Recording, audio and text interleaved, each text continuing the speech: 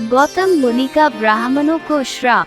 अगस्त्य द्वारा आयोजित यज्ञ में कई ऋषि उपस्थित थे।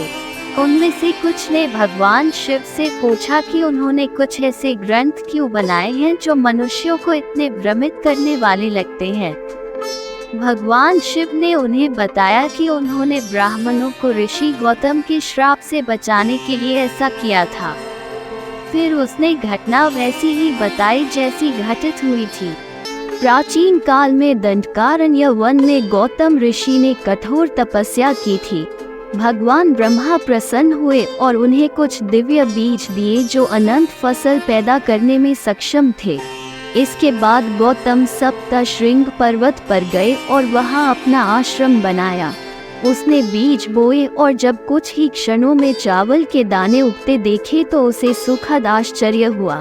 वे वहां अपने शिष्यों के साथ आनंद पूर्वक रहने लगे। समय के साथ उस स्थान को छोड़कर जहां गौतम का आश्रम था, पूरा देश अकाल की चपेट में आ गया। एक दिन कुछ ऋषि गौतम के आश्रम में पहुंचे। गौतम ने उनका पूरा आदर सत्कार किया।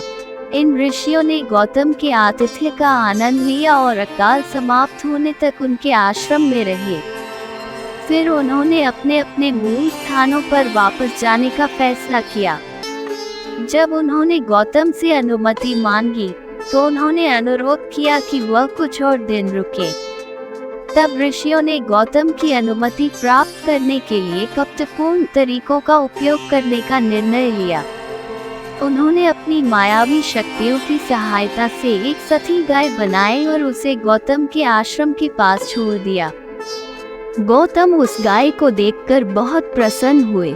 उन्होंने उस पर जल छिड़क कर उसकी स्तुति की। अभी उसने अपना कार्य समाप्त ही किया था कि गाय मर गई। वे सभी दुष्ट ऋषि वहां पहुंचे और उन्होंने गौतम को एक निर्दोष गाय की हत्या करने का श्राप दिया। उन्होंने उससे कहा कि वे उस व्यक्ति के साथ कभी नहीं रह सकते जिसने गाय की हत्या की है।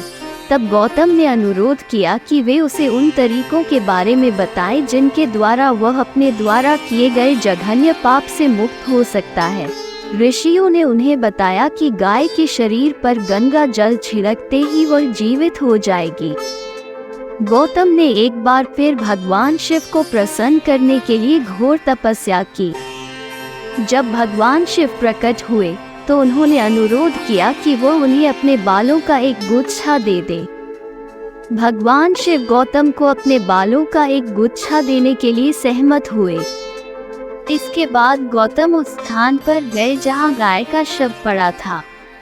उसने बालों से निकलता हुआ थोड़ा सा पानी छिड़क दिया। क्षण भर में ही वह मायावी गाय अदृश्य हो गई और उसके स्थान पर एक नदी उत्पन्न हो गई।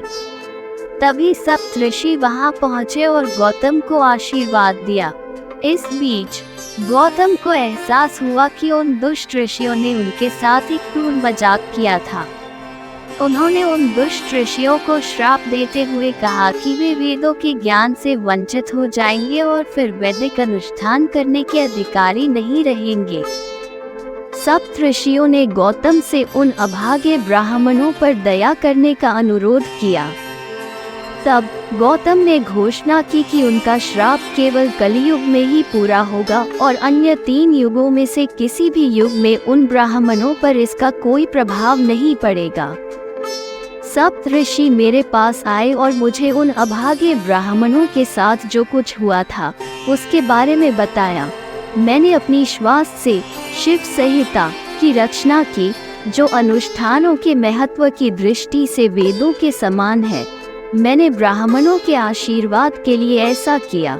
मैं जानता हूँ कि कलियुग में ब्राह्मण अपनी कृपा से गिर जाएंगे। लोग वेदों को बहुत कम सम्मान देंगे और अपने स्वयं के धर्म ग्रंथ बनाएंगे। भ्रम फैल जाएगा और लोग झूठे धर्मों की खोज करेंगे। धन्यवाद। आप देख रहे थे गॉड ब्लेस टीवी हिंदी। हमारे साथ जुड़ने के लिए सब्सक्राइब अवश्य करें।